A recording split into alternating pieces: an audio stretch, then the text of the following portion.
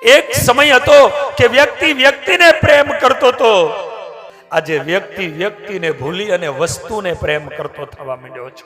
આજે વ્યક્તિ જેવી વ્યક્તિને માણસ આજે ભૂલવા માંડ્યો છે અને વ્યક્તિએ વસ્તુઓને પ્રેમ કરતો થયો, જેને કારણે કરી વસ્તુ છે ને જડ છે. એક જમાનો હતો આપણા વડવાઓની પાસે પતરાવાળા કે નરિયાવાળા મકાનો હતા. તેથી પણ આપણા વડવાઓ જે આનંદથી રહી શકતા હતા ને, એટલા આજે તમે મહેલો જેવા હવેલીઓમાં રહેવા ગયા ને, છતાં તમને એવો આનંદ નથી આજે.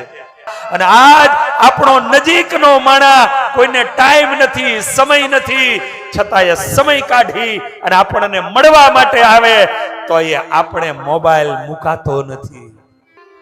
એ સિરિયલનો હપ્તો વયો જશે, મોઢું કટાણું થઈ આવા ટાણે ક્યાં આવ્યા?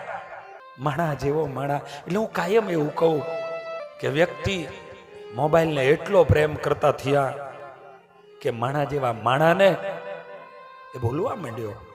એક જ ગાડીમાં બધા જતા હોય, વોટ્સએપ થી વાત, શું કહેવાય, મેસેજ થી વાત કરે. બોલો, અને આવું લાંબુ હાલશે ને? એક જ ગાડીમાં બધા જતા હોય. એટલે તમે એન્જોય કરવા માટે જાઓ છો, મોજ કરો, આનંદ કરો, વાતું કરો. માણા મોબાઈલ ને એટલો પ્રેમ કરતો થયો કે માણા માણાને ભૂલવા માંડ્યો. આ ટેકનોલોજીની દુનિયા છે, ઉપયોગ કરો. હું ટેકનોલોજીનો વિરોધી નથી, પણ તમે આ પરાધીન ન થઈ જવા જોઈએ.